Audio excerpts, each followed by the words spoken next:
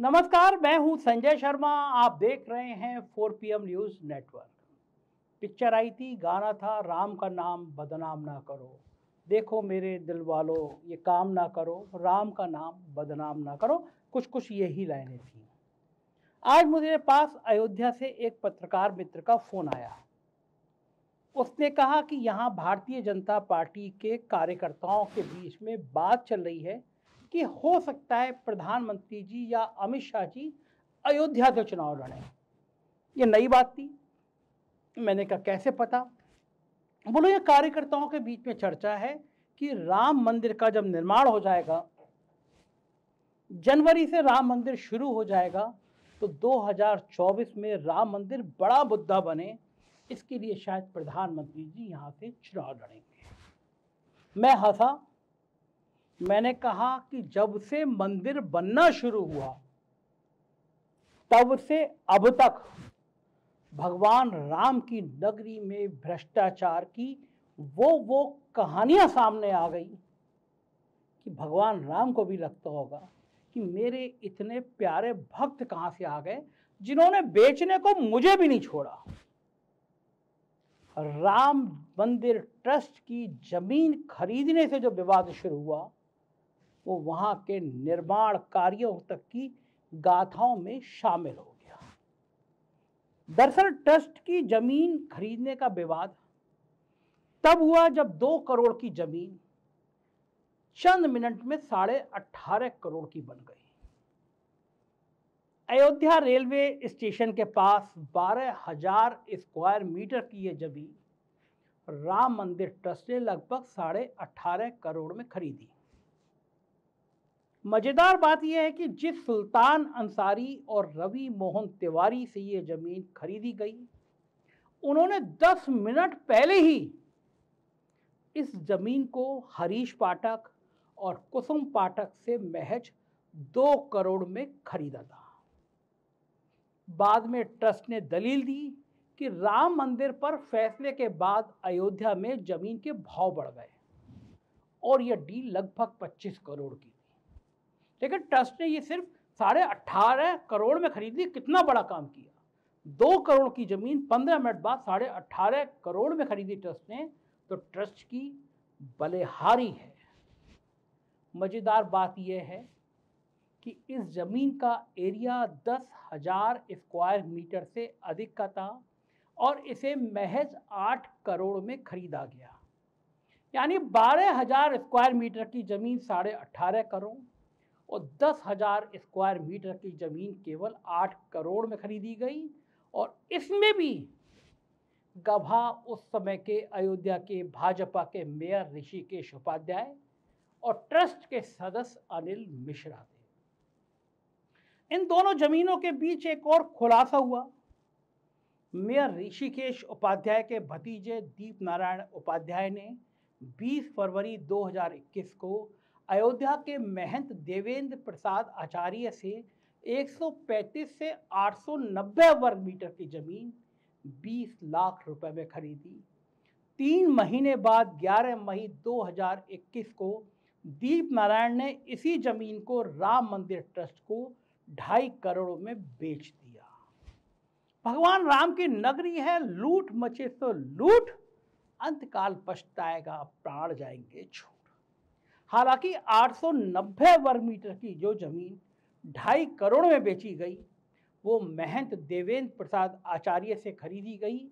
ये जमीन सरकारी थी और इस पर महंत का कब्जा था। गजब की बात यह है कि भाजपा के तत्कालीन मेयर ऋषिकेश उपाध्याय के भतीजे ने 676 वर्ग मीटर की एक और जमीन 27 लाख में खरीदी और इसे 1 करोड़ में राम जन्मभूमि ट्रस्ट को बेच दिया। चारों जमीन खरीद में विपक्ष के निशाने पर राम मंदिर ट्रस्ट के साथ मेयर ऋषिकेश उपाध्याय थे। जिन चारों जमीन खरीद पर बवाल है उसमें ऋषिकेश उपाध्याय का नाम कहीं बतौर गवाह तो कहीं बतौर रिश्तेदार सामने आया है। उस समय की मैं कुछ खबरें आपको दिखाना चाहता हूं जो छपी थी। एक निगाह मारिए उन खबर पे। खबर के आप शुरुआत में देख रहे हैं, अयोध्या में 20 करोड़ की भूमि का एक और घोटाला, भूमाफिया के साथ अफसरों के भी शामिल होने का आरोप। ये खबर है और लिखा हुआ है इसमें, ट्रस्ट के मेयर के भतीजे ने बेच दी नजुल की जमीन। भगवान राम के मंदिर के ट्रस्ट को भी लुटेरों ने लूटने से नहीं छोड़ा। भगवान राम के मंदिर का ट्रस्ट चलाने वालों ने क्या क्या खेल किया, मैं बताऊंगा तो आप रो देंगे। अगली खबर मैं आपको दिखाता हूं। अगली खबर है अयोध्या के विवाद के लिए। अयोध्या के विवाद की यह खबर सामने आई है। अयोध्या के विकास कार्यों में 20 करोड़ का घोटाला, ठेकेदारों को मिला अनुचित लाभ, कैग रिपोर्ट में खुलासा। इस विषय पे मैं अभी आपको और ऐसी दास्तान बताने जा रहा हूं कि आपके रोंगटे खड़े हो जाएंगे। कुछ और खबरों पे आप निगाह डालिए। अयोध्या जमीन घोटाला, खतौनी लेकर घूम रहे भूस्वामी, अवैध कब्जेदार बने करोड़पति। ये सब भगवान राम की नगरी में हो रहा है। उत्तर प्रदेश में सरकार है भारतीय जनता पार्टी की, देश में सरकार है भारतीय जनता पार्टी की। सालों से भारतीय जनता पार्टी राजनीति करती है भगवान राम के नाम पर, और सुप्रीम कोर्ट के आदेश पर जब राम मंदिर बनना शुरू हुआ। ये बात मैं आपको और इसलिए ध्यान दिलाना चाहता हूं कि लोग कहते थे जो राम को लाए हैं हम उनको लेकर आएंगे, तो राम को इस देश में सुप्रीम कोर्ट लेकर आया है। ये भारतीय जनता पार्टी की बपोती नहीं है। मेरा तो यह मानना है भाजपा का बस चलता तो शायद राम मंदिर का निर्माण कभी नहीं होता, क्योंकि राम मंदिर उनके लिए एक चुनावी मुद्दा भर था। और ये जो मंदिर के बनने के बाद अयोध्या की लूट सामने आ रही है, ये इस बात का जीता जागता प्रमाण है। कुछ और खबरें मैं आपको दिखाता हूं। पहले चंदे का घोटाला, राम मंदिर में पहले चंदे का घोटाला, अब जमीन हड़पी। अयोध्या में राम के नाम पर लूट, प्रियंका गांधी का बार। कहा कांग्रेस ने, प्रियंका गांधी ने कहा कि पहले मंदिर के चंदे में घोटाला किया, फिर जमीन में घोटाला किया। ये कौन से राम मंदिर की आस्था है?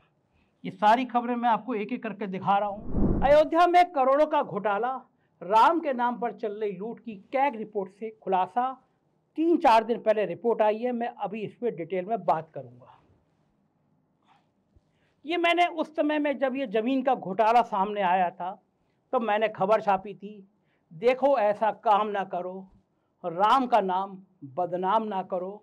और मैंने तब दोबारा खबर छापी थी, हे राम आपके नाम पर इतनी बड़ी लूट कहाँ सोती रही योगी सरकार।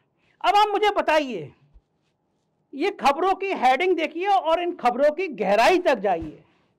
आपसे भगवान राम की भक्ति के लिए क्या क्या कराया जाता है, आपसे भगवान राम के नाम पर कितनी उत्तेजना का संचार कराया जाता है, और भारतीय जनता पार्टी के वहाँ के विधायक, वहाँ के मेयर इस राम मंदिर की जमीन के लूट में शामिल रहते हैं। अभी रुकिए, तस्वीर के अभी कुछ और पहलू बाकी हैं। आपको ये रिपोर्ट में इसलिए दिखा रहा हूं कि आपकी समझ में आ जाए कि कुछ लोगों का काम भगवान को भी बेचना होता है। भगवान की भक्ति से कोई सरोकार नहीं होता है, भगवान का नाम बेचना होता है। भगवान उनके दिल में नहीं रहते, भगवान उनके दिमाग में रहते हैं, उनकी पार्टी के झंडों पर रहते हैं, सत्ता तक पहुंचने का साधन रहते हैं। मैं आपको कुछ और बातें बताऊंगा, कुछ और तस्वीरें दिखाऊंगा, आपको चीज़ें समझ में आ जाए, और फिर आपको समझ में आ जाए कि ये कम से कम ये लोग राम का नाम बदनाम ना करो। इस कहानी को आगे ले चलते हैं। जब ये खुलासे सामने आए तो हड़कंप मचा। पता चला कि केवल भारतीय जनता पार्टी के नेताओं ने नहीं, अयोध्या में तैनात अफसरों ने भी इस बहती गंगा में, भ्रष्टाचार की बहती गंगा में हाथ धोए थे। बेईमानी के रिकॉर्ड इन अफसरों ने भी तोड़ दिए थे। काय का न्याय, काय का सपोर्ट, काय की रिपोर्ट, सब कुछ घर में। ये सब चलता रहा, रिपोर्ट गायब हो गई। लेकिन अभी भ्रष्टाचार के कुछ खुलासे होने बाकी थे। 9 अगस्त को कैग की एक रिपोर्ट लोकसभा में पेश की गई। इसमें बताया गया कि अयोध्या के विकास में, अयोध्या के डेवलपमेंट प्रोजेक्ट में जमकर धांधली हुई है। अफसरों और ठेकेदारों की मिलीभगत से करोड़ों रुपया का हेरफेर हुआ है। रिपोर्ट में अयोध्या डेवलपमेंट प्रोजेक्ट पर कैग ने कहा कि इस प्रोजेक्ट में ठेकेदारों को अनुचित लाभ पहुंचाया गया। अयोध्या के विकास के लिए नोडल एजेंसी के रूप में उत्तर प्रदेश राजकीय निर्माण निगम को यह काम सौंपा गया। रिपोर्ट में बताया गया, और सोच लीजिए कितनी गंभीर बात है, रिपोर्ट में बताया गया कि एजेंसी द्वारा नियुक्त ठेकेदार को 5% की दर से बैंक की परफॉर्मेंस गारंटी जमा करनी थी। लागत 62.17 करोड़ थी। इस हिसाब से अनुबंध मूल्य का 5% 3.11 करोड़ रुपए होना चाहिए था। ठेकेदारों ने कागजों पर ऑन रिकॉर्ड कोई कारण बताए बिना इसका नवीनीकरण सितंबर 2021 के समय परफॉर्मेंस गारंटी से कम राशि 1.86 करोड़ रुपए जमा किया।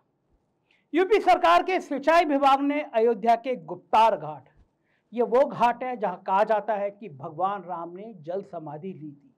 मैं गया हूं कभी, आप कभी जाएंगे गुप्तार घाट पर, बिल्कुल एक अजीब सी शांति रहती है। वो जगह जहां भगवान राम नदी में चले गए थे, नदी में समाहित हो गए थे, वो सोचिए इन बेईमानों ने गुप्तार घाट को भी बेईमानी के लिए नहीं छोड़ा। सिंचाई विभाग ने अयोध्या के गुप्तार घाट के सौंदर्यीकरण का काम 5 अलग अलग ठेकेदारों को दिया, वो भी उनकी बिड का बिना सही तरीके से आकलन किए हुए। गुप्तार घाट के 14 हिस्सों में विकास और सौंदर्यीकरण का काम होना था। इस गलती का खामियाजा विभाग को 19 लाख रुपए के नुकसान के रूप में उठाना पड़ा। मामला खुला तो सरकार ने 3 ठेकेदारों का रजिस्ट्रेशन स्वतः संज्ञान लेते हुए रद्द किया। इसके बाद उन ठेकेदारों को जीएसटी नहीं मिलनी चाहिए थी, मगर अफसरों की लापरवाही कहें या मिलीभगत, एक ठेकेदार को लाखों रुपए का भुगतान कर दिया गया। कैग ने अपनी रिपोर्ट में बताया कि गुप्तार घाट में किए जा रहे कामों का भुगतान उन ठेकेदारों को किया गया जिन्होंने काम किया ही नहीं। राम का नाम बदनाम ना करो। अयोध्या डेवलपमेंट प्रोजेक्ट में 8 करोड़ 22 लाख रुपए अतिरिक्त खर्च कर दिए गए। अयोध्या के गुप्तार घाट के डेवलपमेंट में 1447 रुपए प्रति वर्ग की मीटर से 23,767 वर्ग मीटर में पत्थर पटिया की आपूर्ति फिक्सिंग का काम शामिल था। इसमें एमएस क्लैप आपूर्ति और फिक्सिंग की लागत 216.18 रुपए प्रति वर्ग मीटर शामिल है। आपूर्ति के लिए 136 रुपए और फिक्सिंग के लिए 80 रुपए। ये सब का सब काम कागजों में दिखाया गया और ठेकेदार का भुगतान भी कर दिया गया। यही नहीं, साइट निरीक्षण के दौरान देखा गया कि एमएस क्लैप लगा ही नहीं था, कुछ जगह पर लगा था मगर टूटी हालत में था। चूंकि साइट पर एमएस क्लैप की आपूर्ति फिक्सिंग का कोई काम नहीं किया गया था, इसलिए इसकी लागत ठेकेदारों को बिलों से कटनी चाहिए थी। कटौती करने की बजाय अंतिम बिल में ठेकेदारों को लाखों रुपए का अतिरिक्त भुगतान कर दिया गया। विभाग में काम करने वाली एजेंसी, यूपी सरकार, पर्यटन विभाग ने ऑडिट रिपोर्ट को स्वीकार कर लिया। एजेंसी से अतिरिक्त भुगतान की वसूली की औपचारिकता की बात कही। रिपोर्ट में यह भी कहा गया है कि गुप्तार घाट में वृक्षारोपण के लिए 37 लाख रुपए की राशि के 900 ट्री कार्ड खरीदे गए थे, लेकिन जनवरी 2022 में किए गए सर्वेक्षण के दौरान ये खुले क्षेत्र में पड़े हुए पाए गए। इससे सीधे तौर पर लाखों रुपए का नुकसान सरकारी खजाने पर हुआ। कैग ने अयोध्या विकास परियोजना के काम में करोड़ों रुपए के अनावश्यक खर्च का जिक्र किया। कहा गया कि राज्य सरकार सेंटेज, जीएसटी और श्रम उपकर के लिए दे वास्तविक राशि के आकलन में उचित स्थिति उसने नहीं बरती। अब आप सोचिए, ये कहाँ हो रहा है काम? ये दूर दराज के जिले में नहीं हो रहा है, ये अयोध्या में हो रहा है, जहां उत्तर प्रदेश के मुख्यमंत्री ने सबसे ज्यादा दौरे किए हैं।